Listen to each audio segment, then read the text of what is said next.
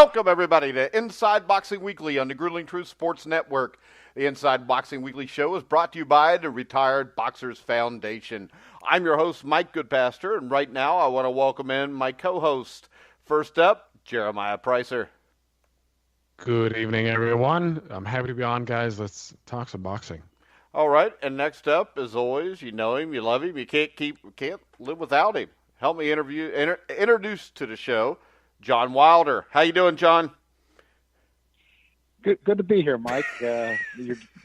You're getting me ready for Wilder Ortiz a couple weeks early, but we've got a lot of action this week, so we don't have to quite get to. Yeah, this is much better than last week, but it wouldn't take a whole hell of a lot.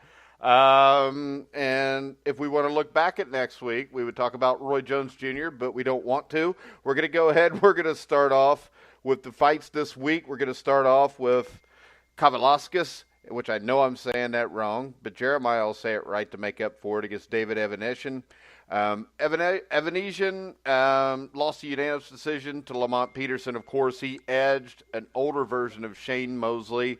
Jeremiah, since you have interviewed him before, what's your take on Kavaliauskas? And I think this is a step up in competition for him. Yeah, I definitely think it's a good step for him. I think it's the right fight for him at this stage of his career. Evanesian, I mean, we've seen him against an old Mosley. We've seen him against Peterson. He's got a nice high guard. Defensively, he's all right. He seems to be tough. He's got a good work rate. His drawbacks is that he doesn't really punch hard. I mean, he bangs to the body frequently, but unfortunately, he doesn't have that sort of pinpoint precision that other good body punchers have had. But he's not a big puncher. He's tough. It's just a good styles matchup, I think, for Kavaliauskas at this point. Kavaliauskas is a guy that I've interviewed, and I actually got in touch with him not long ago, and he said he'd be on the show again. So I'm excited for him. He's a nice guy. I mean, I really enjoyed the first time that we conversated. But Kavaliauskas is a guy who's, I followed his career for quite a while now, and initially he was a come forward fighter. He tried to bang you out. It seems as if, working at the Garcia camp, and now he's no longer with him, but he's with Klimas's boxing gym that Garcia used to own. Kavaliauskas has worked on his boxing a bit in recent fights. His jab looked really sharp in his last outing. Unfortunately, some of that has translated into him not getting knockouts that maybe he should. But I assume that, in a fight like this, Evanesian may bring out the aggressor. Kavaliauskas, he's got good, quick hands. His power is pretty solid. He can box a little bit if he needs to. I think it's a good step up, and I think Kavaliauskas is probably going to get a late stoppage here. I think he's going to push for it a little bit more. I think being on primetime television is going to, help get him over the hump, and I think he scores a late round knockout here. All right, so John, what's your take on Kavaliauskas? And this is a step up. Do you think Evanesian has any shot here? No, and I don't consider it that much of a step up. I actually do like Kavaliauskas myself. I'm glad he's in a tough division, not running from it, but with that part understood. I think it's just a matter of, he's kind of buried with all the talent in that division, and I think he's pretty talented and pretty good. I think with everybody that's there, I don't think he's really a threat to get to the very top, but I do think he's good. I think he's actually on a better, higher level than Evanesian. He's a minus 800 favor on the MyBookie AG. I think that probably reflects it right there. So I don't expect he's going to have any problems here. Evanesian's not a puncher. He couldn't.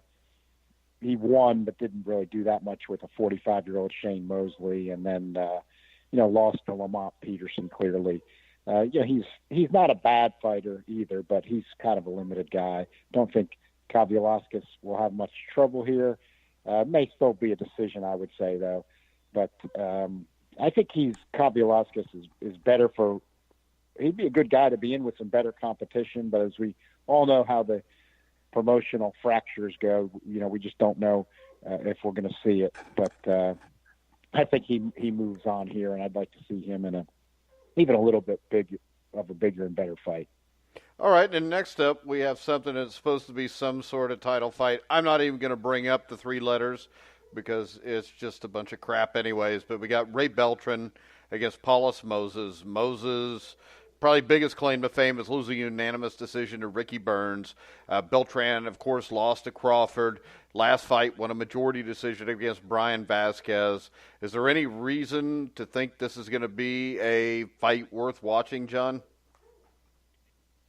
No, unless Beltran looks as good as he did against, guys like Menard. He had another good knockout outing after that, really looking good. Then Vasquez really came to fight against him in terms of being committed to win and fought very well.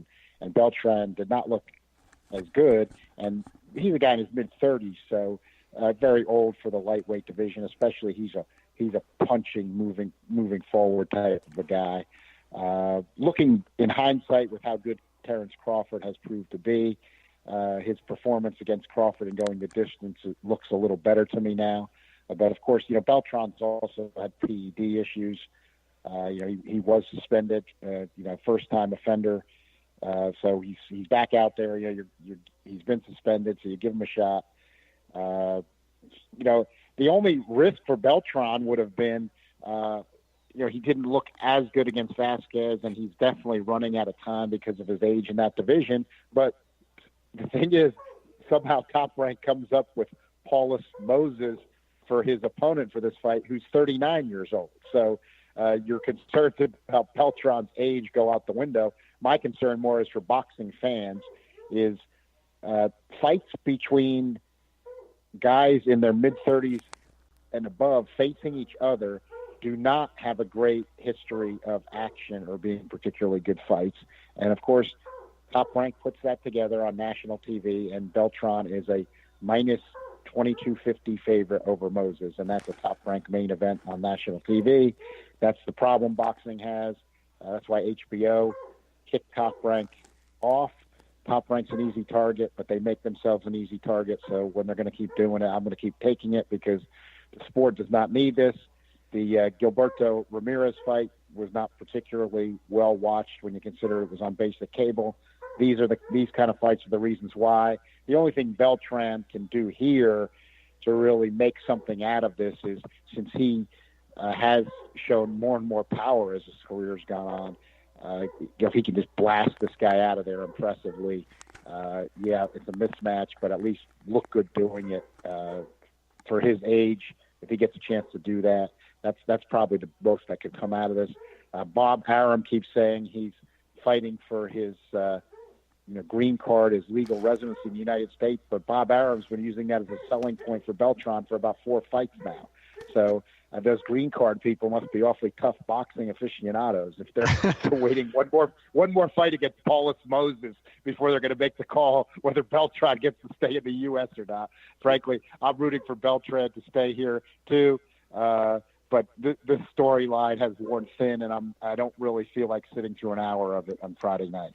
Well, I think that they should let Beltran stay and maybe ship Bob Arum off. All right, so what's he's going to go do that in Mexico or? I don't know. I mean, he can screw people in Mexico just as good as he can screw them up here because he's probably better. I mean, he's probably. I mean, from everybody I've talked to, he might be a bigger crook than Don King even, and he's done it for probably a longer time now.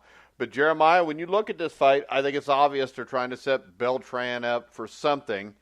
What do you think that something might be?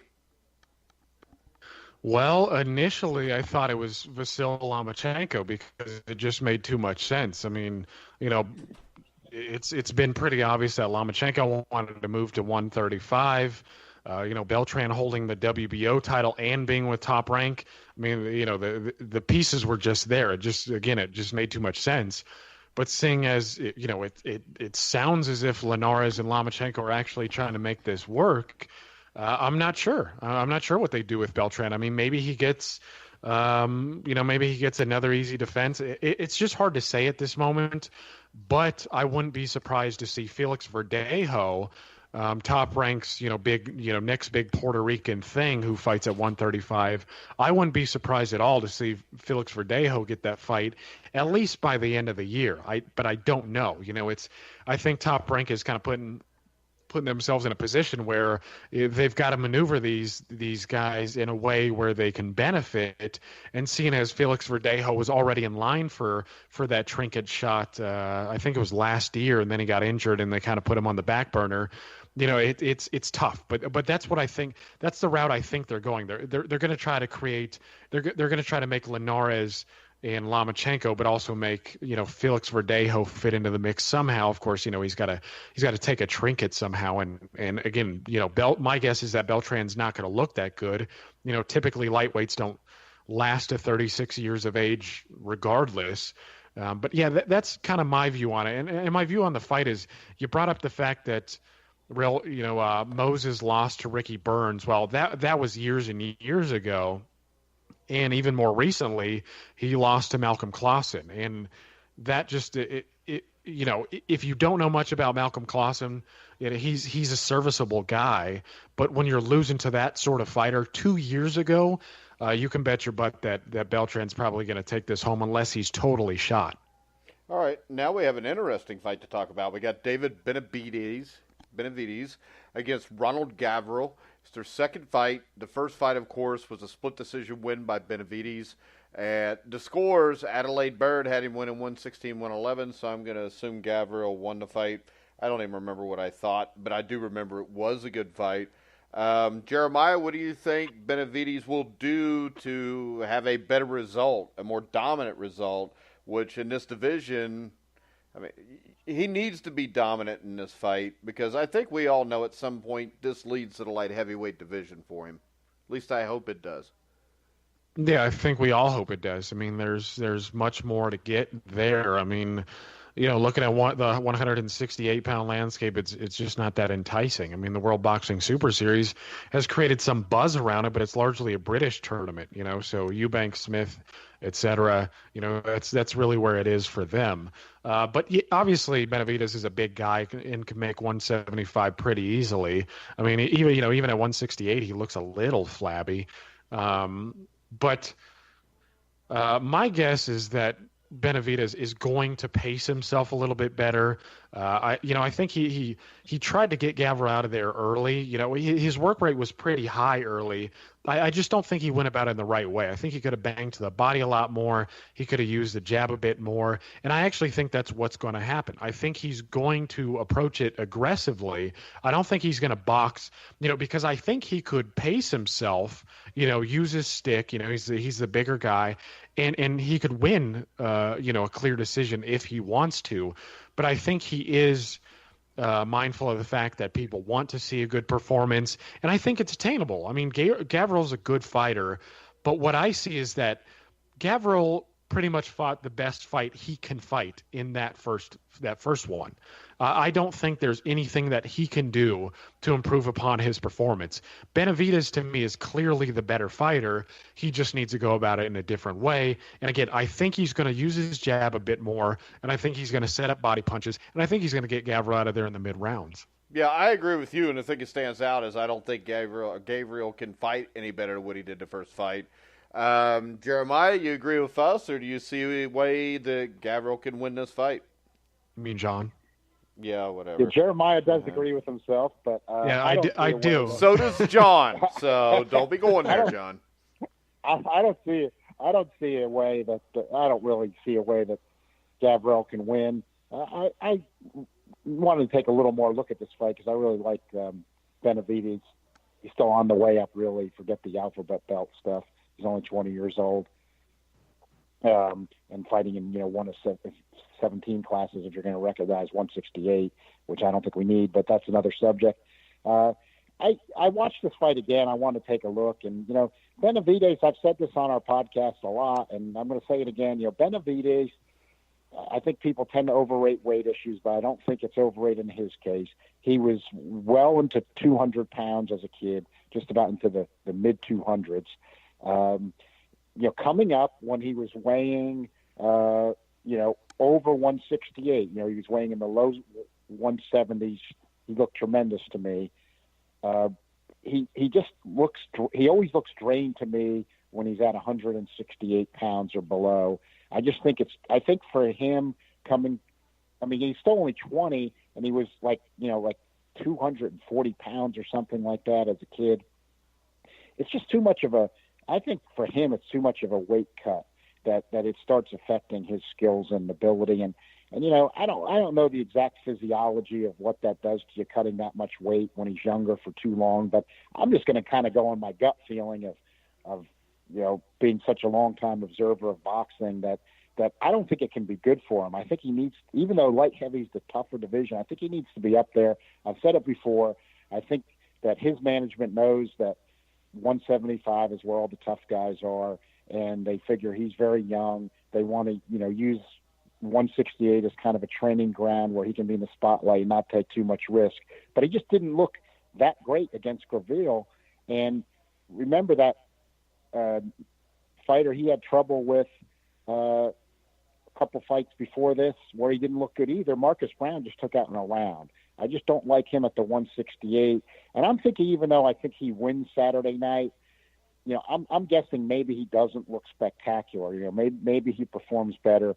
I saw his father said that going into the first fight, he had lost his uncle who he was close to a couple weeks before, and that he had some sickness. And we know there's always things that sometimes get thrown out there as excuses. But the reason I mention that is, let's see, if he does look spectacular Saturday night, then maybe we can look back at that and pay a little more heed to that. But my gut is just still that when he's at 168, he's not as good of a fighter that he would be at 175 pounds, even though there's tougher opposition there. And he's one of the guys that really needs to look good. The only reason I see for this rematch, even though the first fight was a good fight, and Benavidez got dropped in that fight. It was a flash knockdown, but still not good getting dropped by Graville.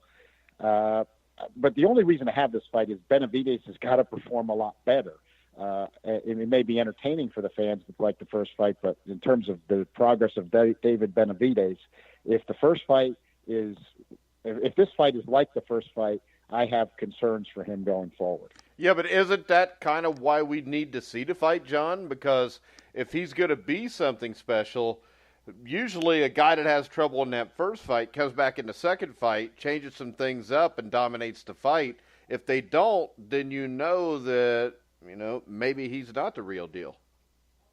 I agree, Mike, and that's what interests me about this fight. I know Jeremiah had said, on the podcast when all three of us were talking, a few months ago that, and I could see this view that didn't really need to see it again. In an odd way, though, I wasn't unhappy when they signed this fight, just for the exact reason you said, Mike, because I've liked Benavidez a real lot since I first saw him coming up. He was definitely one of my favorite prospects, had my eyes on him, really, really liked him a lot. And I'm not writing him off it either, but I look at this fight just the way you described it. I do feel it's kind of a high watermark for Benavidez, just in that sense that if he's going to be as special as we think he is and can be, he does have to make those adjustments. And dare I say it, Mike, I'm going to find a way to slip it in, but I'm going to slip it in. Bermain Stavern went the distance with Devontae Damn Wilder. It, I thought you were going to talk about Pablo Baez, John. It an even money fight, and when Wilder got Stavern again, he got him out in the first round. That's what I was thinking. Yeah, situation. But see, the big difference is this. Stavern, was like 40 years old going on 70 the way he's taking care of himself. Gavril is a younger guy that I think this is a huge fight for Benavidez' career. I do too, though. I do too, for the reasons we're discussing. I really do. It's one of the fights going into this year for the reasons we're discussing that I had my eye on. I felt like David Benavidez. I like what PBC tried to do, so I'm certainly not one of those guys that was picking on PBC fighters, but there were three of them I had my eye on going into this year with the matchups I saw. I thought Robert Easter Jr. had to look really good against Fortuna. He did not do that. I thought he won the fight by a point, but he looked terrible. I thought that, and then the two this weekend, I thought David Benavidez really has to be spectacular in this rematch with Graville, and I think that, and we'll discuss it in a few moments, I think that Danny Garcia has got to let his hands go, and he's got to get Brandon Rios out of there spectacularly. It's time for something like that for him if we're going to have this kind of matchup. All right, so that brings us to bigger questions. Since me and Jeremiah both thought you were going to talk about Pablo Baez there, does that count as our Pablo Baez mention for the week, John? Paulus Moses should have gone on with the Pablo Baez discussion for this week, but he didn't. So we get it. We need a judge's decision. It should count, right, Jeremiah? But that's Paulus Moses is his nickname. Actually, if you look at BoxRec, is Pablo Baez? Type it in now. No, it's the South African Pablo Baez. Is it really? No, it's not. I know, but it would have been fun if it was. But it could be. It could be. All right. Next up, that would be good. Next up, we've got, I hate to say this, Ray Robinson against Ugas. This is an interesting fight to me. Robinson beat an older Bradis Prescott. Ugas beat Thomas Delhomme. Lost unanimous decision to Amir Iman. What's your take on this one, John? I love the way Ugas has been fighting lately. He's a guy that really has.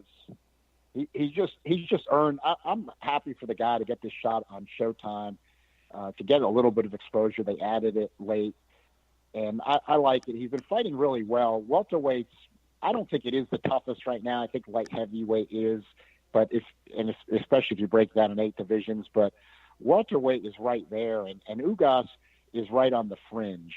If he wasn't in such a tough division, and there's a lot of other weaker divisions in boxing, he'd be a clear top 10 guy with the way he's fought. He had a fight with Thomas Delorme, on the undercard of the Mayweather-McGregor that, really could have been it was a fight of the year candidate. It was on national TV in the U.S., but it just didn't get any attention, unfortunately. But two guys who were not known as big punchers both came to fight, sensed what was at stake, and had a brawl. Great fight. Both of them were down. And, Ugas has beaten Jamal James. He gave Jamal James his only loss. We saw what Jamal James did to Diego Chavez recently. And he beat the Wolf, Gomachavila, a good solid fighter who had only lost to Lipinets. Just went on a good roll. And, after having some close, and all of his losses, or at least 2 to 3, were by split decision. So he's a guy that's really been fighting well, and unless he gets deemed too dangerous, because I think at this stage, the way Ugas has been fighting, to me, he might be a more dangerous opponent than Jesse Vargas, but the powers that be at PBC may not look at it this way. I'm wondering if this could be an audition for him for the Thurman slot.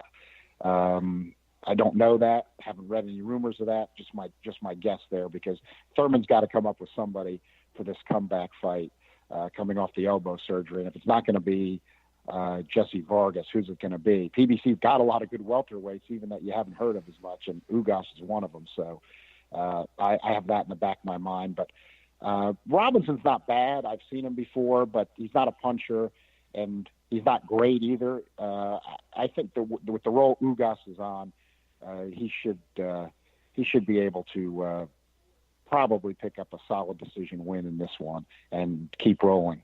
Yeah, and Robinson's a guy that was on Zoot's Boxing Show on thegruelingtruth.net with Anthony George this last week. So you go to thegruelingtruth.net and listen to the interview with Ray Robinson. Jeremiah, do you think Ray Robinson has a chance here? Yeah, I think he has a chance. I mean, Ugas, he's been in some fun fights recently, but to me, he doesn't look anything close to unbeatable. Ray Robinson's a tall guy. It's almost weird saying that name, Ray Robinson, I know. because that's why I giggle every time I say it. Yeah, it's just kind of weird. Well, not only that, the new Ray Robinson is actually similar to height than the old Ray Robinson. I think Ray Robinson the new one is 5'10", but he's a southpaw as opposed to an orthodox fighter. Like Sugar, but the difference is, like you said, the new Ray Robinson doesn't have a knockout punch. I mean, he relies more on his craft. But neither does Ugas, really, though, right? No, that's true. That's true. And from all the fight footage that I've seen of Robinson, he seems like a fairly sturdy guy. I mean, he went the distance with, an up and coming Sean Porter. I know he fought Brad Solomon. Solomon's not really a puncher, but, for everything I've seen, he looks like a fairly sturdy guy. So I expected to go the distance, but Robinson is pretty crafty. I mean, he uses his size pretty well. And he's had some decent wins over some guys, but I think he could potentially use his height enough to edge out a decision. But, I'm not going to favor him here. Ugas, I think, is going to outbox him. I think he's going to be able to weave his way inside and get the job done. But I think it's going to be a good competitive fight. And I actually like the styles matchup because even though Robinson is tall, sometimes he has shown a knack for not infighting, but he'll mix it up from time to time. He did a little bit of that with Sean Porter. So I think that's going to make the styles mesh well, and I think we'll have an entertaining fight. But, I'm agreeing with John here. I think Ugas is going to take it. All right. Ugas has been punching. Ugas has been punching better, in recent fights. He took out Perella. Did have the knockdowns against Delorme. Delorme not known for great chin, but he showed some heart and some chin in that fight. He's been, it's hard to develop a punch as you're going along. So it could be just who he was in with, but he has been punching a little better. That's where his fights have been getting more entertaining. What are the odds on this? Is there any odds yet? Let's see on Ugas, and that's, I've been able to find odds on just about every fight, but that one, it was about the only one this weekend that they don't have anything up on. It'll be up by Saturday. All right, next up, we got a fight that would have been really good 5 years ago. Devin Alexander against Victor Ortiz. Ortiz is 3-3 in his last 6 fights. Lost to Berto Colaza, Mayweather. Devin Alexander hasn't fared a whole lot better. Did win his last fight, a unanimous decision of Walter Castillo. Before that, though, he lost 3 of 4 fights, including fights to Khan and Porter. I really don't know what to think on this fight, John. If I'm going off in their prime, I mean, it's a highly competitive battle, but I think this fight just comes down to who's got the most left.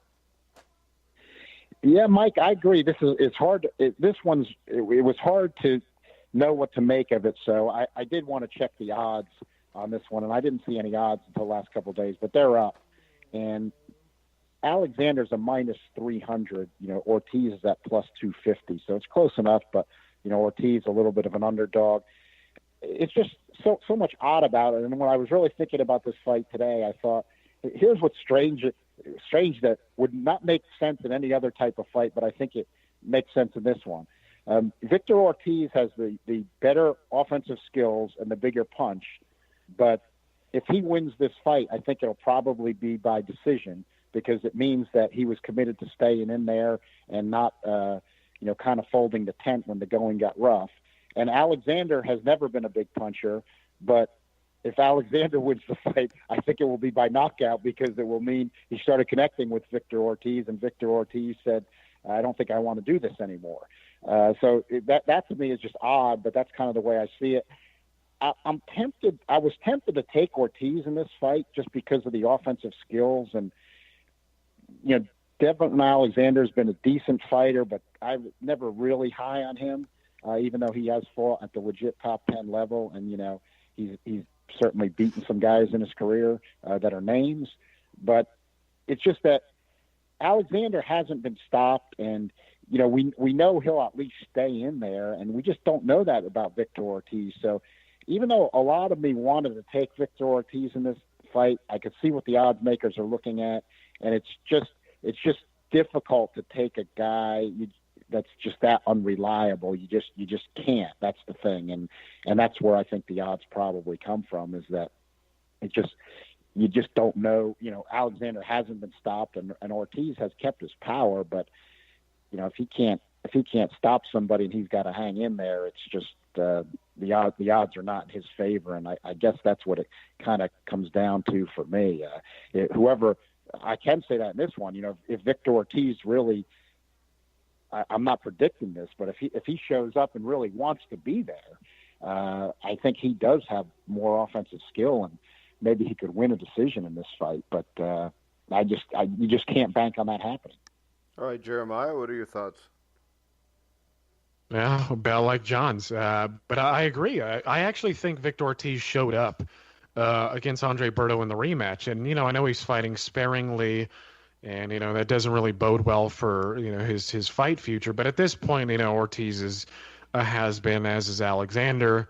But I agree. I actually think that I don't think it's too far-fetched to put a little money down on Ortiz because of the things that John said. I mean, Ortiz has always been a gifted fighter. I mean, I always liked his blend of boxing and punching. I mean, there was no doubt that he could crack, but then when he was, he got beat up by Maidana, he said he didn't feel he deserved to get beat up like that. I mean, it's all been downhill from there.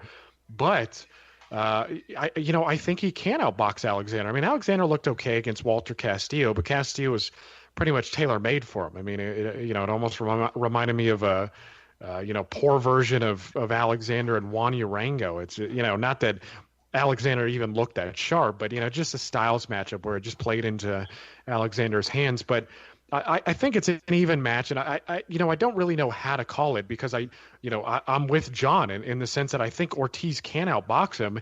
And another thing is, Alexander doesn't have great power, so I think it would take a lot of connecting to Ortiz to kind of put him over the head and over the hill and fold his cards. So it's just a tough one to call. I mean, but is it really going to be any fun? And I'm trying to think of the examples of Victor Ortiz or Devon Alexander fighting other southpaws, and nothing really comes to mind. So I don't know how that's going to play out either.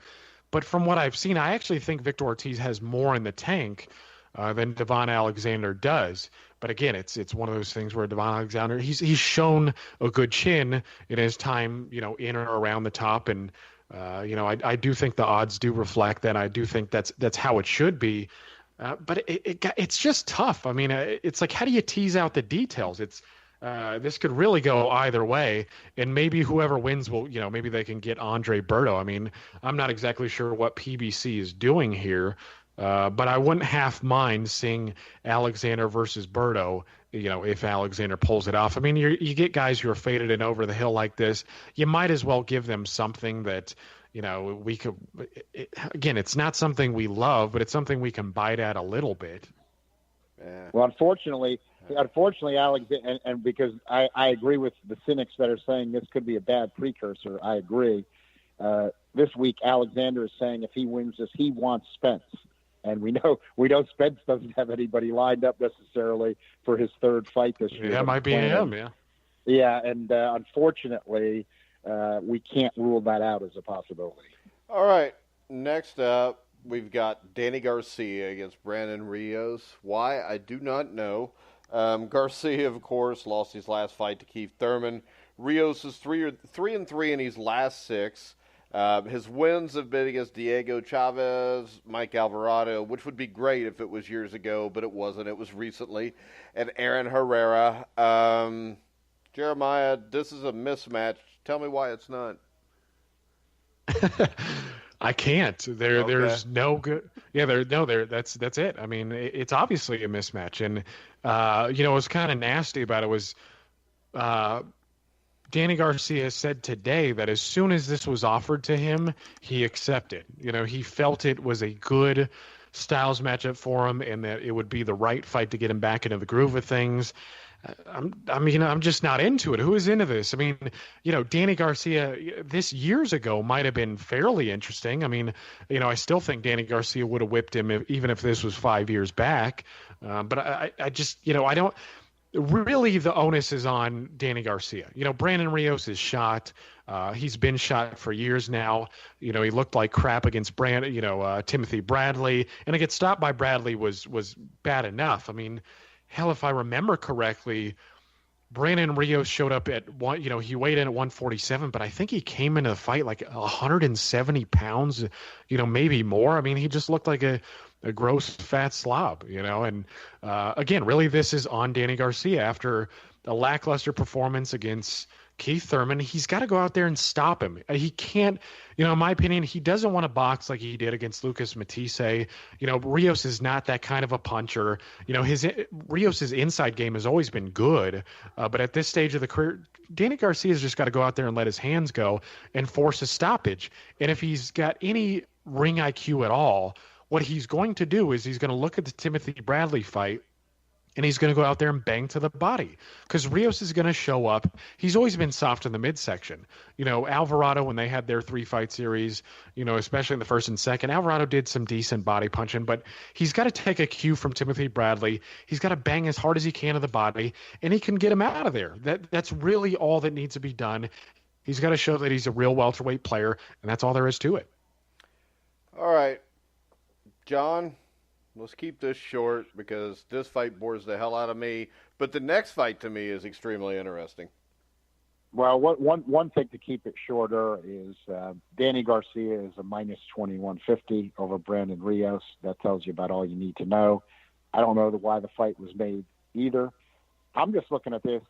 I think for me, these are fights, and it doesn't mean that much even in this case, but still to get something out of it as a fan and observer, you've got to hold Danny Garcia to a very high standard. Danny Garcia's problem has been he doesn't throw punches enough. He's got the offensive skills, even the power, but he just doesn't throw, so his power doesn't show itself as much as it should. And Brandon Rios is right there in front of you. He's defensively deficient. All he knows to do is to come forward. Danny Garcia has to open up early, no waiting, boxing around, get this guy out of there and be impressive doing it. And, Brandon Rios, for me, it's a career of unfulfilled promise. He's a guy who I really did like earlier in his career when he was a lightweight. Even though he has trouble making welterweight, he's never looked good at the higher weights.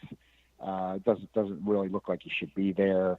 And it just kind of was a career of unfulfilled promise for me. This I guess would be his last, you might want to say last shot at the spotlight, but as a minus 2150 underdog, not expecting much here and that he's going to pull any surprises. And this is certainly should be the last hurrah. How Showtime has this as a main event, I don't know, but they do. So we've got it Saturday night, and all for me, I'm watching is Danny Garcia's got to show he can let his hands go, get somebody out of there early. All right, next up, we got a fight worth talking about, the World Boxing Super Series semifinals at 168. We've got George Groves against Chris Eubank Jr. Eubank Jr., of course, has a loss to Billy Joe Saunders. Groves, 2 losses to Froch, 1 loss to Badou Jack. This is a fight to me, John, that is a complete netter toss-up. Well, that's what I do like about this fight, Mike, is I think because as Jeremiah alluded to earlier, and I totally agree with, in the 17 division sphere, 168's weak. I don't think we need it, but we've got it. Why I have to preface it with that is because, when you have a 168, there's no doubt that, George Groves is near the top of that division. So that's why I have to say that for why I'm looking at it the way I am. But the good part about it is the fight is close to even money. Chris Eubank Jr. is a minus 190 favorite. George Groves plus 165. So it's very close to even money. And that's the way it should be. On this one, it's close to a toss-up. I kind of felt like Eubank would end up a slight favorite, and he has. His offense has looked good lately against not particularly stiff at all opposition. And I've always said that I think it looks like his weakness is going to be, he looks like he's defensively deficient. Groves is a decent puncher, although he couldn't put any hurt on Badou Jack, who has been knocked out in the past. The question to me in the fight is Groves the guy that could exploit Eubank's potential defensive deficiencies? I think that they are there. Could Groves do it? Does he have enough of a punch to do it with Eubank? And when I thought about this fight, I ended up coming to the conclusion that no, Groves is not that guy. He's not going to be able to do that. And I think Eubank probably won't stop him, but I think Eubank will win the decision. So I don't think Groves is going to be that guy. We'll see against somebody else. I favored Callum Smith going into this tournament. I didn't like his first performance, but I'm not going to give up on him just because of one performance. So I think he's another guy that to me, he needs to look real good and he'll get a real test with Jürgen Brammer because Brammer's such a veteran who has so much experience in the light heavyweight division. But that's a fight, another week down the road. This week, Groves and Eubank, yeah, you got to like the odds there. I hate to see that. I guess in the UK it's pay-per-view, and even though it's not highly priced, I hate to see that infiltrating the UK because it's caused so much damage to boxing in the United States. Yeah, but this is a big fight over there. Why shouldn't it be pay-per-view? It is. I would pay $20 or $25 to watch this fight on my TV without having to search for it. Right, Mike. But you and I have both done that in the past, and why I say that is because we know how it ends. We know how the story ends in the U.S. So it's not this fight itself, because this fight passes my test, which is just about even money. And when we're talking about a pay-per-view event, it should start there with the unless somebody is wildly entertaining for some other reasons, it should start with an even type matchup. And this one is, but it's just where the pay-per-view ends up. We know how the story ends here in the United States. And once that monster starts, once Pandora's box is opened up, there's no putting it back in. So yeah, but they did put it back in here, John. People stopped buying. Right, it's starting to get put back in now, Mike. I agree, but it's just starting, and we know that this has basically, at the least, you would say that the bad pay-per-view era, even though I was buying then, you were, but when those seeds got sown was really in the early 90s when they started the TVKO stuff, which was basically just a pay version of HBO when you're already paying for your HBO, which became the bad model. But the fights were better then, and then they got worse and worse, and then more and more fights got on pay-per-view, more and more garbage fights got on pay-per-view, until very recently, I agree with, thank God, the fans have finally started to stop buying. They have basically started to, thank goodness, ruin Top Rank's business model. I think that the Showtime and the PBC people, they don't get enough credit for, except for the exception of Mayweather. They were smart enough to not make their model based on pay-per-view. It's gone to Showtime with their better fights, which is still not great in terms of we'd like more free TV, but they've given us some of those, and they haven't gone with the pay-per-view. Yeah, but in England, the big domestic fights have normally been on pay-per-view, haven't they? I think that's more. I think that they've been inexpensive on pay-per-view, but I think that's a more recent development, I believe. But yeah, somebody could correct me if I'm wrong there. But still, until we see George Groves against Francisco Sierra on pay-per-view, I'm not going to worry about it too much. And I don't know why in the hell that name just popped into my head, but it fits, so we're going to go with it. This is my take on the fight. I think it's a toss-up. I'm not real sure which way to go here, Jeremiah, but this is the thing. These are the 3 points that stand out to me, and that is that Eubank in his career has had a tendency to take rounds off, get a little lazy in fights. But overall, he throws more punches than Groves. But the thing I keep coming back to, especially as the first Carl Froch fight, Groves is a lot better defensively. And Groves, created angles against Froch where he was successful those first 8 rounds until he got knocked out. And I think if he can fight Eubanks like this, I think he could win this fight. Yeah, I think he could employ that strategy and win. Especially if he stays behind his nice jab. I think Groves has one of the better jabs in boxing. I wouldn't say that it's great, but I would say that it's better than Eubank's. That's actually one of the improvements that I've enjoyed from Eubank Jr. in recent years is his jab has gotten better as well. But I think that's part of what makes this fight interesting. The styles you're talking about, because Groves has shown that he can compete on a high level, though I don't think. I think he's been on a decline ever since the 2 losses to Froch, but he's still a top level guy, obviously. But that's what I think. I think if he's going to win, he's going to stick behind the jab, use some lateral movement, give Eubank angles, and he's going to pop off the right hand whenever he sees a defensive weakness. And as John said, there are defensive weaknesses. The thing about Eubank Jr. so far is. I haven't seen him, teeter or totter at all. He looks to have a good chin, but again, I haven't really seen him cracked, with a good one, right on the button by a good puncher. But I think that would play in his favor. I haven't seen any I haven't seen anything at all that tells me he has a bad chin. But again, we've got to see it. But I do think that's how it's going to play out. Eubank's going to try to, Groves is going to try to give him mangos. He's going to work behind the jab. He's going to try to hit him with a straight right hand. And then you're going to have Eubank Jr. following, jabbing, trying to overwhelm him with work rate.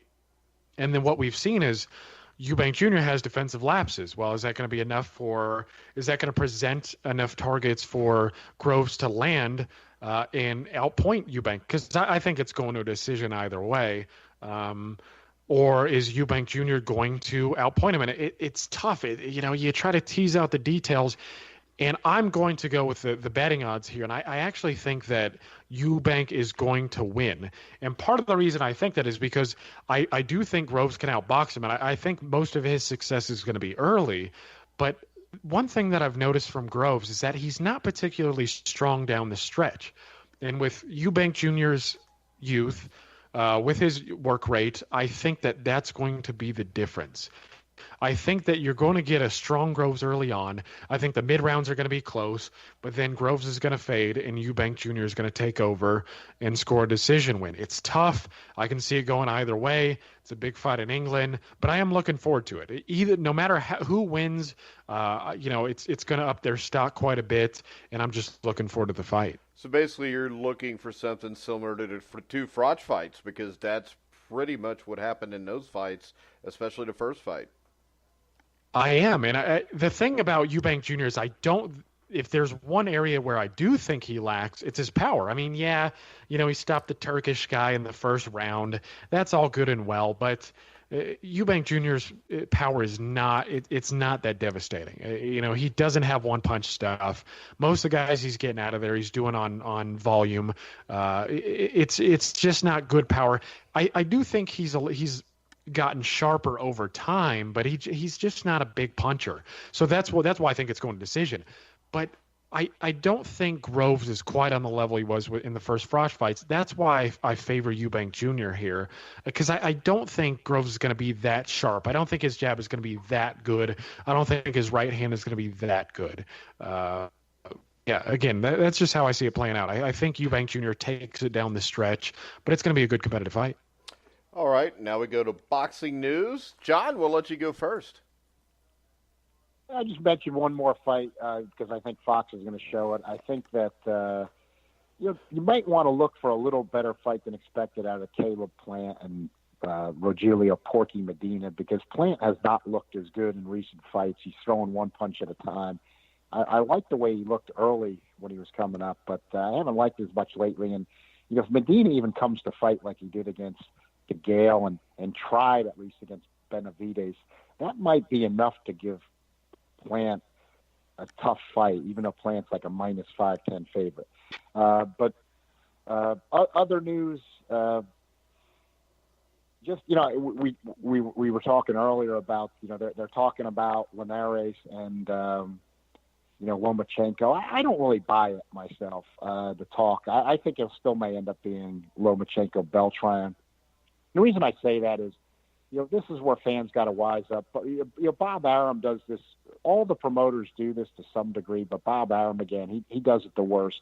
Whenever Bob Arum knows he's got a stinker that he's throwing at you, or he just gave you a stinker, it's always that the guy's going to fight somebody else next. That's always what's said before and after. And now Riga Diao was a high drawing ratings matchup, a little bit.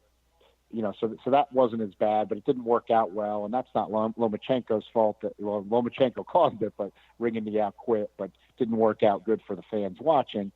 He puts this mismatch on with Gilberto Ramirez. Then he's got this Beltran Moses thing, and they'll throw out this talk, and then you'll be getting Lomachenko Beltran. So, got to watch out for that kind of stuff. The Adrian Broner news came out about he's got other criminal charges, and then Omar Figueroa does, and I think they're going to fight in a prison. Yeah, but I know Wrong way. You got to look. We're going to have to be realistic about. You can only diagnose CTE in the deceased, but if all these football players are turning up with it, certainly in boxing, there's much more likelihood of it. And something certainly could be going on like that with Adrian Broner. We don't know for sure, but I think he's already threatened suicide. I think people need to take that stuff somewhat seriously. You don't want criminal behavior, of course, but again, if it's caused by brain damage, that's not a good thing for the person suffering from that or any victims. And it's sort of got to be dealt with. I think probably boxing's not as popular as it used to be, but I think the other reason boxing probably hasn't felt that heat yet as much as the NFL is that there's probably more of a perception that boxers have a little more idea of what they're getting into. And football players certainly in all eras before the last maybe 5 years at most did realize that they were risking injuries in all kinds of parts of their body and even remote chance of paralysis, but did not think that they were going to be suffering from permanent brain damage. So you think boxers knew that? I don't think that they necessarily had the education on it, Mike, like that, no. But I think that people probably perceive slightly more and maybe this is just me speculating that maybe it could be just that boxing's fallen so far out of the mainstream that people aren't on the attack on boxing. See, what I think it is this, and I know people think I'm crazy when I say this, but I think you get a lot more CTE issues in football. There's a big difference between a gloved hand hitting you in the head repeatedly and somebody with a helmet on. Let's face it, you have to be crazy to do both sports, and that's not a shot at it because I've done both. But I think it's more prevalent in football, like you said, because football is a bigger sport. Hell, it's the biggest sport in the world. I don't care what the Europeans say about soccer. I don't watch that. It's a Bob Day. I'm sorry, but I don't watch it. It's just the way I was brought up because, let's face it, American soccer sucks, and why do I want to lose a team that's in last or watch a team that's in last all the time? But then again, you can why do you want to watch it draw? Yeah, why do you want to watch a tie? You don't want to watch them lose to Trinidad and Tobago to get in the World Cup either. And I think this, John, just looking at Broner's history, my first thought was yours. My thought's always been like that with O.J. Simpson also. Because I've talked to a lot of people that knew him before that, and everybody thought he was an asshole, but nobody thought he was going to kill somebody. And when I look at it, Broner has always been an asshole. I mean, I've talked to him once, a little over a year ago. Seemed like a nice guy, but anybody that's like that's going to seem nice to outside people, to media. My take is this. I just think in the end, he's not a very good dude. Maybe this has been caused by CTE, and I think the thing people miss is this. I've interviewed a lot of boxers and a lot of football players. Perfect example is a guy like Yaki Lopez. Yaki Lopez was in tons of wars, but Yaki Lopez is fine today, and he's almost 70 years old. You get a Riddick Bowe who was in a couple wars, and he can barely talk right now. And I think what people don't understand is a lot of this is genetic, and a lot of it is the way you take care of your body. And my point there is a lot of these guys like Bo, I mean, you had alcohol problems, or maybe you're another boxer. I don't want to bring up names right now, but we all know these stories of these guys that were on coke, that were drinking all the time, plus they're getting hit in the head. So they're not taking care of their bodies, plus they're getting hit in the head. Plus I think it's kind of genetics because, Alzheimer's and dementia can be genetically induced also. And I think you got to kind of put all those factors together to get that. And the thing is, with boxing, Adrian Broner started boxing basically from birth, all right? And a lot of football players start playing football when they're 6 years old. Your brain's not completely developed till you're in your, early 20s at least. So to be constantly hit in the head at the age of 9, I mean, the perfect example to me was there was a guy that the Bengals signed as a free agent for the University of Cincinnati. His name was J.K. Schaefer. He was a tight or a linebacker. He only played a game or two for the Bengals over 2 years, and he was considered like one of the most upstanding citizens you could find. A few years after he retired, he assaults a woman in a parking lot, or it was either a woman or a man, just assaulted for no reason. He goes home, realizes what he did, went back, found that person, and apologized, and turned himself in to be arrested. So I think that's kind of where you're going with this, John. And I don't know if it's true or not, but either way, if it's true, he needs to be saved from himself, and they need to stop sanctioning him to fight. If it's not true, they need to stop him from fighting just because he has become a complete embarrassment. Well, I think I'm at a point where, and I was having this before, and I had kind of voiced that. When you see guys with these kind of symptoms, I mean, you want them to be able to have a lot of freedom to make their own choices. It's their life, but at a certain point, in other words, we know Jermaine Taylor then ended up getting convicted of crimes, but we would all agree that Jermaine Taylor had no more business having any more fights. So it's going to be, but where is it going to, with more that we know now about CTE and the brain trauma, where is it going to be where we're going to have to look at stepping in and people that are exhibiting these kind of symptoms are not going to be allowed. Yeah, but see, they're never going to, because the NFL don't act like they care, but they don't. You still see players that are staggered on a sideline go back in a game. We watched Cam Newton in the playoffs get rocked. He staggers off the field. They look at him, and he runs back in because the game's on the line. I mean, the problem is this. The promoters don't care about the fighters. In the NFL, the owners don't care about the fighters. And the big thing is fans don't care. I mean, my take on that is this. Fans act like they're watching a video game, and these aren't real people. They're just watching the fight because everybody forgets about 90% of these guys when they retire. Well, let me piggyback off this real quick, because what I think is that people, bigwigs in boxing, bigwigs in football and other sports, I don't think it's one of those things where okay, let's say you're out in Thailand, all right, and you sleep with a dirty girl, and you feel like you got something, right? You like the temperature's rising when you pee, right? So when you have a health issue, potentially you don't want to know a lot of times. There are tons of people like my mother, for instance. She won't go into cancer screening because she's afraid she very well might have cancer, right? She doesn't want to know.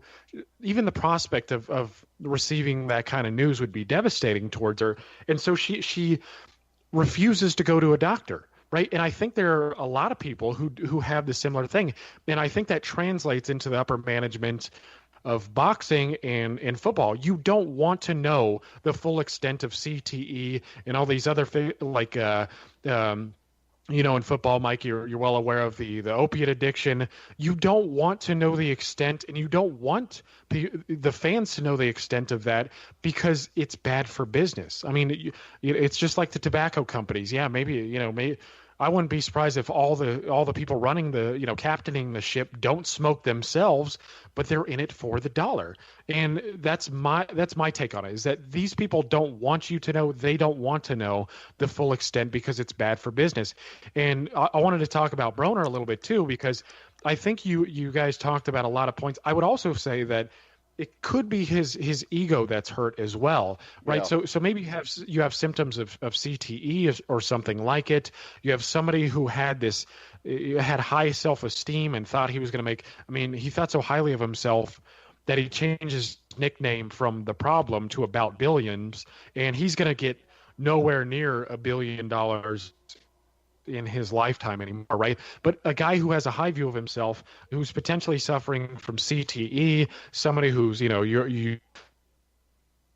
I've read the Ohio River from Cincinnati, in a place called Covington. I know how rough Cincinnati can be in spots. So, he's also involved in this kind of culture that promotes aggression and materialism, et cetera, et cetera. So it could just be a powder keg waiting to blow. I mean, we saw not long ago, not only did he, sexually assault some woman in a mall in Atlanta, apparently, the bullet holes in the vehicle. There are just too many signs there that tell me that something seriously is going to go wrong in his career. All right. Well, let's just hope we're done seeing him because he's also boring to watch. Great talent, never achieved what he should have. No. But I was just gonna, because I wanted to get to a quick matchup myself. Is kind of my tidbit. I was surprised that John didn't mention it. So Victor Postol hurt his thumb. Insert Julius Ndongo into the fight of Prograis. I know John and I have never thought that highly of Ndongo. I know you didn't either, Mike. It seems like we were just about the only three people talking sense about Ndongo, not really impressed with him. And I actually think that Ndongo is a better styles matchup for Prograis than Victor Postol was, because Postol, he's sharp, he's crafty, right? He uses his length really well. I mean, he was pretty nippy. He wasn't winning, he wasn't beating Terrence Crawford, but he was competitive with him for the first 4, 5, 6 rounds, and probably exaggerating on the 6th round part. But I think Ndongo is a better styles matchup for Prograis. I think this will not only get him a little experience against a southpaw, and a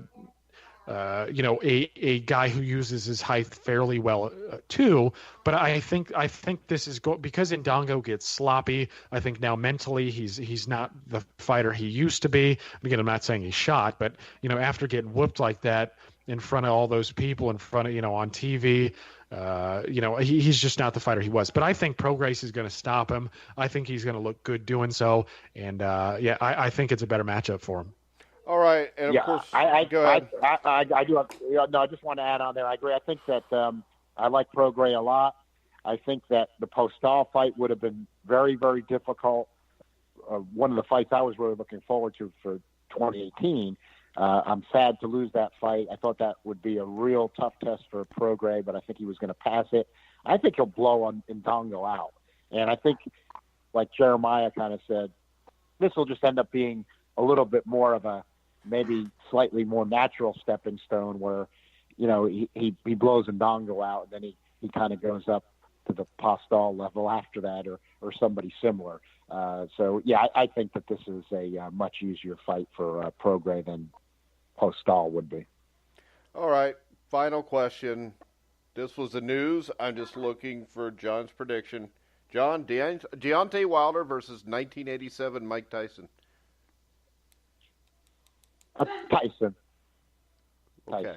Easy, right? Wow, that was easy enough. Well, yeah, I think that, I think that, and this is where I know Mike's in disagreement, but, I am one that is always open to criticizing some of the latter half of Tyson's career, but I am also in that camp, though, that I think that the Tyson, that knocked out Larry Holmes and Michael Spinks, he's the only guy to knock out both of those guys. I think that Tyson would have been a handful for anybody. So you're talking before that. So yeah, but Tyson and Holmes were shot, John. Well, Tyson wasn't, and Holmes proved not to be shot. Or I mean, Holmes and Spinks were shot.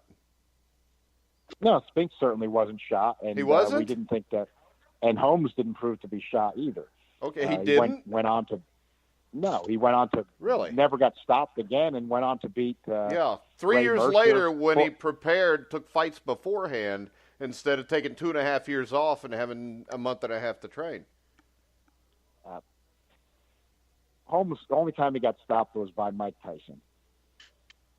Well, Mike, how do you go from shot to not shot? How do you go from shot? Well, he wasn't shot. He just wasn't ready to fight. I think if you look at him from 1983 on, he looked wore out. He even said that himself. He retired after the 2 Spinks fights. I thought he easily won the second Spinks fight, but he took, 2 years off. And there's a reason why Don King would not give him 5 or 6 months to prepare with a tune-up fight in between, because he would have been dangerous that way. A 38-year-old Larry Holmes or 37, 38-year-old Larry Holmes with no time to train, no fight in between, coming off a 2.5-year layoff, I don't think is much of a threat. I mean, if you look at him when he fought Evander Holyfield or when he fought Ray Mercer, he had like 12 or 14 fights before he even got to that point. And I think the other thing is this. I think he did change his style from what it had been when he was younger. And Larry Holmes was a really smart guy. And I'm not going to sit here and think that after 2.5 years off not having enough time to prepare, that he got thrown in, he got knocked out. But also this, why is it that I hear about that, but nobody brings up the fact that he had a hard time dealing with James Quick Tillis? Mitch Green and Bone Crusher Smith completely frustrated him. And, I mean, those were guys that were just grabbing him. I mean, he had How did Bone Crusher Smith completely frustrate him? He lost every round of the fight. Okay. Yeah, you're right. He lost every round of the fight. He was scared to death, Mike. Yeah. Bone Crusher was scared to death to even throw punches. Yeah. Well, I'm just saying, why didn't he knock him out then? Because he was scared to death and he wouldn't even throw punches. Okay. That was like everybody Tyson fought in his first 20 fights, and he knocked them all out, except for Quick Tillis. Bone Crusher was a bigger, stronger guy, and he was just there to. That was when he was in his bone crusher. All right, because I don't believe for a second that Joe Frazier from 1970 is going to have a hard time knocking out Bone Crusher Smith, who's trying to grab him. Bone Crusher Smith was a big guy. Could have theoretically held on and maybe done the same thing to Joe Frazier. May not have either, but I think that Bone Crusher was certainly in survival mode in that fight. I don't think that there's much dispute about that. So, do you believe that Mike Tyson would have knocked out Larry Holmes in 1979 or 80? Do I believe he would have knocked out Larry Holmes in 1970? It's a tough. I'm not saying he would have, but I don't think that that's an automatic. I think that I certainly rank Holmes higher on the all-time list, but you never quite know. I mean, Holmes could get nailed by that right hand like Tyson did hit him with when he was older, but Holmes could get nailed with that when he was younger too. So it's but the big difference was when he was younger, he would come back and win. And that is very possible that could have happened, but with Tyson of 88, you never know. Well, who is getting hit with that right hand or left hook again in this hypothetical match? It's Deontay Wilder. Yeah, and he can't take a punch. Yeah. So I just can't at this point. At this point, I like Wilder. I think he's being underrated by a lot of people. He got knocked out by a guy that was 17-20. But let me just say, as you both know, I've described him as a poor man's Holmes. So if Mike Tyson blew away Larry Holmes, I don't think Deontay Wilder as a poor man's Holmes. I don't think Mike Tyson even belongs in the conversation with Larry Holmes. Larry Holmes was a legitimate heavyweight champion for 7 or 8 years. He defended his title. He never shit his pants. He never fell apart, and his prime lasted longer than 2 years. I mean, Mike Tyson mentally was horrible. At any point, he was horrible. I'm sorry, but 1986, he'd been pampered, allowed to do whatever he wanted. Just look at some of the crap that happened with, was it Teddy Atlas? I mean, Mike Tyson was always allowed to do what he wanted. And I don't think Mike Tyson would have had any chance against the prime Larry Holmes.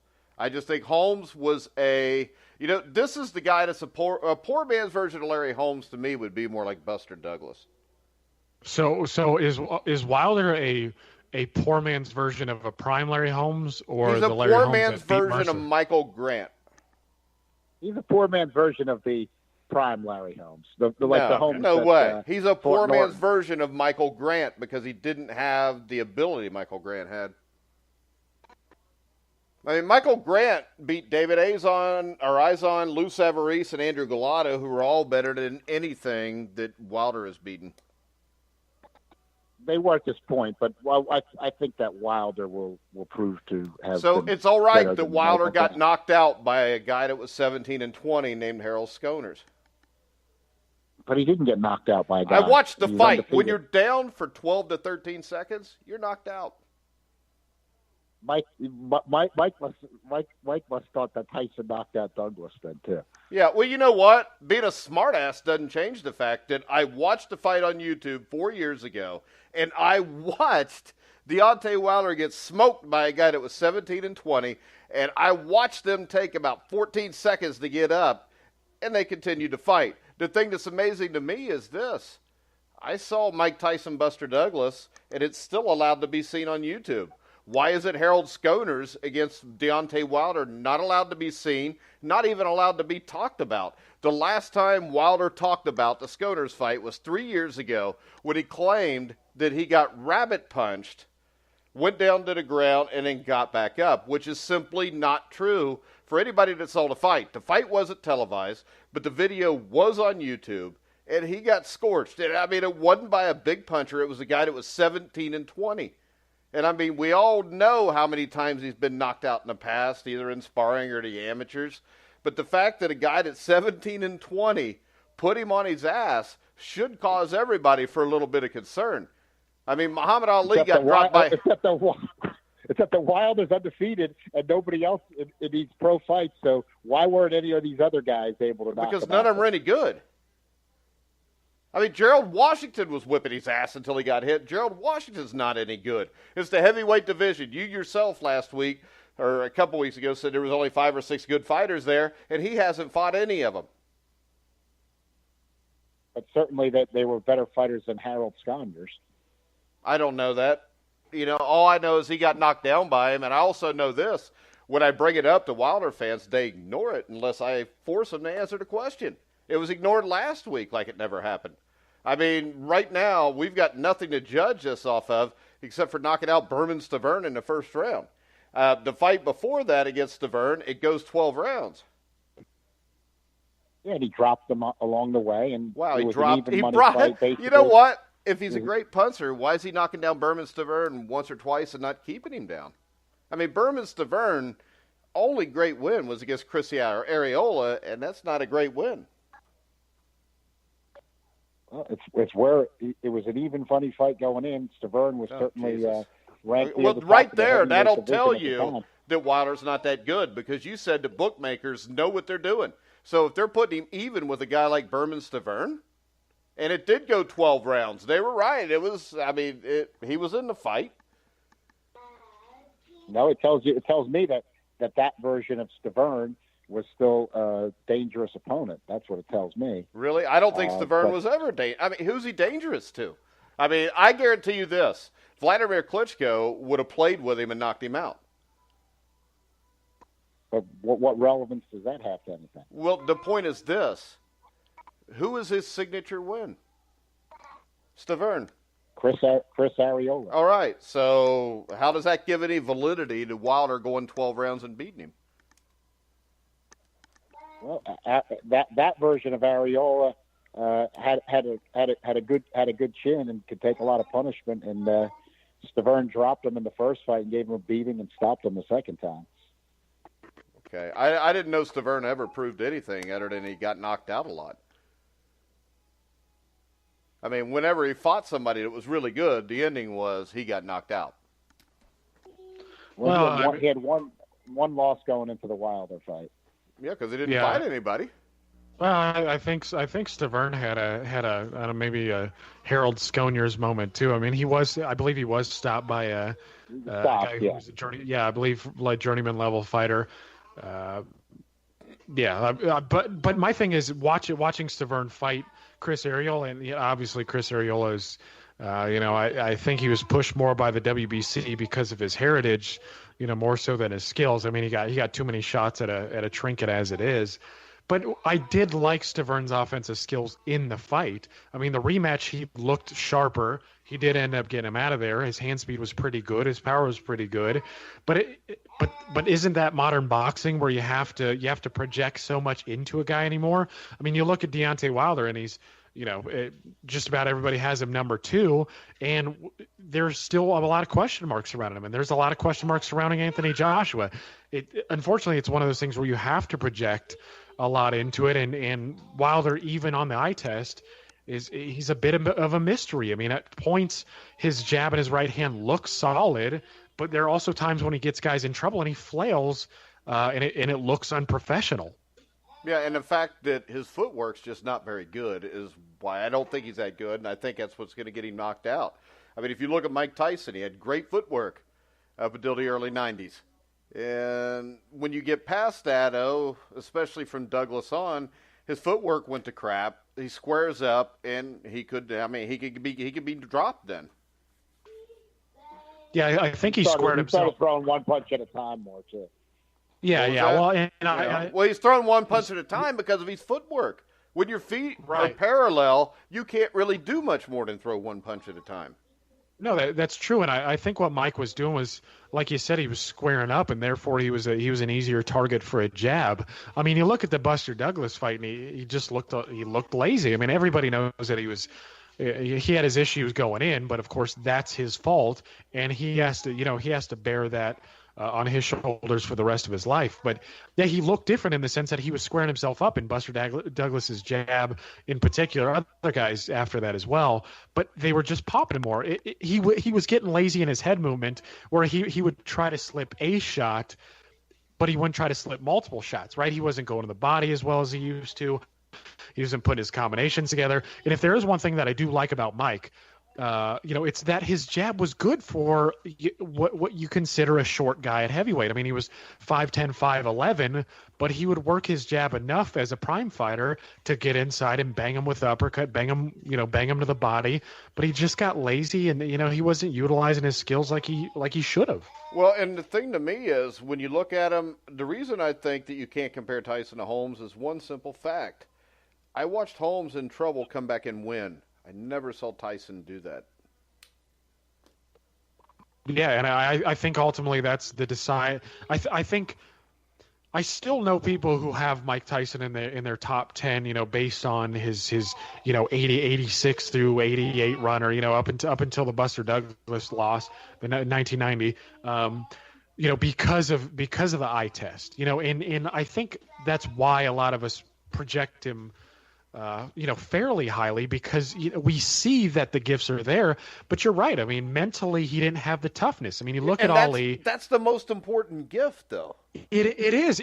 Right. I think that's what separates very good fighters from the legends. It's they have that mental oomph, right? I mean, you saw Ali do it so many times.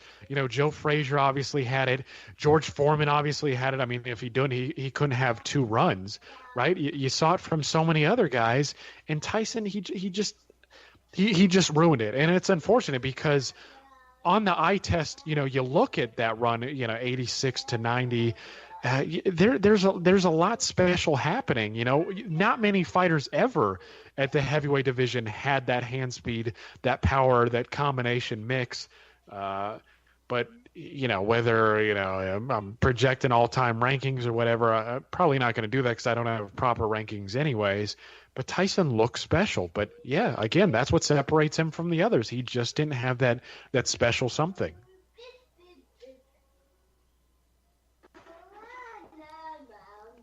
Oh, now your kid's on this show. Can you hear him? He's over there yapping away. What's he doing? Who does he think would win? Jack. Well, he's singing the wheels on the bus go round and round. He's in love with that song. Hey, Jack, who wins, Tyson or Holmes? Who wins? I don't know. He just said who wins. He said it was a draw. Oh, are you talking to Adrian Broner, or are you talking to your son? No. I'm talking to my son, but yeah, I've got to listen to nursery rhymes every day. I wake up to go to work with them in my head, and it's just on repeat. Yeah, Jack, but that's a good thing. yeah. So, John, my whole point is this: with me, I don't really buy that somebody's that good until they're in trouble and they come back and win. Because to me, that's what true greatness is. And even undefeated fighters have to do that. I mean, Calzaghe had to get off the ground. Marciano had to get off the ground, and Walcott was whipping his ass. But he still came through in the 13th round with one punch. I watched Ali do it repeatedly. I saw Holmes in a 14 and 15 rounds against, Ken Norton. I never saw Tyson in a firefight like that and come out and win. No, it never happened.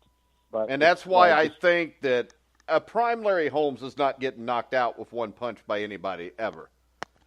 You might knock him down, but he's going to get up, and you're going to have to damn near kill him to beat him.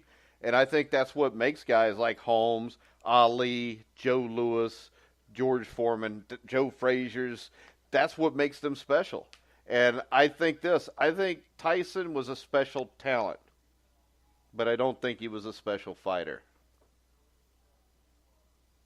Well, I think, Tyson, as Emanuel Stewart said, which I've always learned a lot of things reading Emanuel Stewart stuff, of course, when he was still here. And I think he kind of summed it up. And this was contemporaneously at the time, too, that, he was so and of course, because he was smaller, he was so reliant on speed and reflexes and just the force that he was, that not a type of guy, not a type of style that was going to last long and be able to do that. Not because he was taking punishment, just because of at his size, the speed and the reflexes and the ability to present that force coming forward that were necessary. So, and I think it was much later in his career, but that's something like what happened to Roy Jones as well. He was so much of the speed and reflexes and power that when that just started to go somewhat, that he became vulnerable. And then Tyson was a smaller guy out there without that, throwing one punch at a time, not as quick. And as Jeremiah very correctly broke down, when the head movement went away, Tyson was good at slipping shots earlier in his career, moving his head, the little quick head movement, and just didn't have any of that. But there's no dispute that he never showed resilience when he came back in a fight or got off the deck or anything like that. He did hang around for a while against Douglas and Holyfield in the first fight when he was taking a lot of punishment. But he did not come back. Obviously got knocked out in both of those fights. But he was taking punishment for a while in those fights, but he never had a comeback win. Contemporaneously at the time, I thought that, and I do think this was stopped too quick. And when you saw that Buster Douglas ended up beating him, I don't apologize for this or expect for be laughed at if you lived at the time, and I think you'll know this, Mike. I thought when he was undefeated and said nobody could beat him, and people knew the way I followed the sport, and that's when you had all kinds of casual fans into it. They would come up to me and say, John, who if you had to pick anybody would have a chance at this guy? And I said, Evander Holyfield or Carl the Truth Williams. I said, Evander Holyfield, because he's not afraid of him and he won't fold and he'll fight him. And I agree completely with you. It's the same stuff I said, and I look like a complete moron when they stopped the Williams fight way too soon. Right. Yeah, they stopped it way too soon. Randy Newman stopped it too soon. But I am, Mike, you might be surprised, and maybe Jeremiah. I've always been in the camp, too, though, that I thought that Holyfield always had Tyson's number. Oh, I thought he did, too. At that time. Yeah, and I thought that no matter what version of Tyson fought Holyfield, that Holyfield. Well, see, the thing that really made me believe that was that 12th fight when he beat Dwight Muhammad Qawi, because I think Qawi was a great fighter, and he was similar to Tyson. He had the head movement. I mean, he moved his feet well. He got some angles. He was a really good fighter, and just not that so much as what I just talked about. I mean, Evander Holyfield went life or death with that dude in his 12th professional fight, and won the fight in not a 12-round fight, but a 15-round fight. No, yeah, it was one of the greatest fights I ever saw, and it makes me, and then it makes me laugh when people, even though that was really like the first great, cruiserweight fight. I think the WBA was even called a junior heavyweight then, that's a great fight. And Evander Holyfield, of course, had his sights set on heavyweight. That's what I was talking about, like Benavidez and really Gassiev. I mean, for the guys that are truly looking to be great, it's just a stepping stone. It's just a training but if you ground remember the with original Holyfield, division. he cleaned out the entire division. He beat everybody that was a champion. He beat De Leon. He beat Ocasio. He beat Qawi. And then he rematched Qawi right after the first one and knocked him out in 4 rounds. Right, exactly. It was just, but it was a training ground. In other words, there's nobody he's afraid of there, and that's the. I've said it from the beginning, and I'll say it now because this part I do like. That's the only thing I do like about this World Boxing Super Series cruiserweight tournament. I'm not against the idea of tournaments, boxing, these things like that, but with cruiserweights and super middleweights, I'm like, but I like it for this reason, because then it at least brings one of these guys to the Evander Holyfield days where, hey, this is a stepping stone. We'll clean out this division, see who's really going to be a legit heavyweight contender, and move on. And Gassiev said that this week, to his credit, I believe. And I think Usyk said things along that lines too, so I'm not saying he's not going to do it. But Gassiev said straight out this week, I want to be in the glamour division. I'm fighting Usyk, and I'm moving up. That's it. You know, I want to be where the tradition, the glamour, and the money is, and I think that's the right thing to do. So I think this tournament's good for that, and you know, I look forward to seeing Usyk and Gassiev both up there after this fight in May. Right. Hey, and real quick, I know we're trying to get out of here. I know Mike's probably getting a little antsy. One thing that I want to add about the Super Series, and why would I be the Twitter, one getting antsy? Because John can talk forever, and I'm willing. And I'm a good listener. No, but yeah, you have to be with me and Mike on there, Jeremiah. Yeah, I got shit to do, so I can't be on here all damn night, John. Yeah, well, I know, John, you get a lot of practice, you know, talking as well, right, in your day job. But all I wanted to say, and I saw this on Twitter, and I think it's a good point. I don't want to take credit for it, but the one thing that the point they made, and one thing I also want to say, because I think it's a good point, the World Boxing Series, though it's in divisions that we don't think are necessary, minus maybe cruiserweight, the good thing about it is it's what we want boxing to be in a way. There's structure, the best are fighting the best, there's a tournament format, the guys are making good money. Well, I'll tell you this, I'll take the 17 divisions if everybody took the top 8, had them in a tournament over the next year and a half, and we had actual legitimate champions at each one. And then we get rid of every alphabet organization. If they did this every year, I could deal with 17 divisions, wouldn't like it, but... Oh, there'd be a ton of damn good fights, though. The problem is this. The problem is with the 17 divisions, you're taking away fights that would be really good. When you do it this way, though, it makes it worth watching. But... you know, we're only going to get this 1 or 2 divisions a year, and it's not enough, so they need to go back to 8. Yeah, or at least trim it to again. I think John would agree that maybe 9 is enough. I mean, you got to get rid of 105, 108, go back to 112. You know, forget 115, go to 118. You know, forget 122. All the junior and super minus maybe cruiserweight. If they were doing, you know, if they absolutely had to have a few more divisions, you know, more than 8, if, you know, maybe they went to 10 or something, I could deal with it, again, if they were doing this. But I'd rather just have 8, 9, and then you'd really be getting the fights you want. Because look at Inoue, right? I mean, he's moving up to 118, and, you know, he's bypassing Rungvisai, he's bypassing Estrada, and unfortunately, you know, we might not ever get those fights. If you cut it down 8 divisions, you get to the tournament format, maybe we get them. Well, I think that would start at over 120, because I really don't want to watch men fight that weigh less than my wife, and she weighs 120. Well, they do it because, you know, you got to include the small peoples like the, you know, the Japanese and Chinese. Yeah, but they got horse racing. They can be jockeys. Yeah, I don't know. Flyweight's the traditional division. Flyweight was enough. 112 was enough. Yeah, that's just leave that. Leave all the other ones alone. All right, guys, we're going to wrap this up because I am antsy, as Jeremiah would say. I've got stuff to do. I don't remember what they were, but that's another reason why you shouldn't do contact sports when you're a little kid. I want to remind everybody you can hear all of our shows on Spreaker, Stitcher, TuneIn, iHeartRadio. Check out all of our boxing news, all of our boxing rating. We got John's original 8 boxing rankings. We got Jeremiah's boxing schedule on there you can find. We got Zoot's Boxing Show with Anthony George. We got Chris Carlson's Rope-A-Dope Radio. We got the Ringside Reporter with Eric Lorda and those guys. Of course, the Ringside Boxing Show, which is on every Sunday night. I think it's the best boxing show on the internet that me, John, and Jeremiah don't do. So make sure you check that out. Right. Make sure you check out all of our writing. I think we got the best writers around. We got Christopher Shelton, who had an article about Ernest Hemingway on Boxing Today, which was really, really long. But it looked like it would have been good.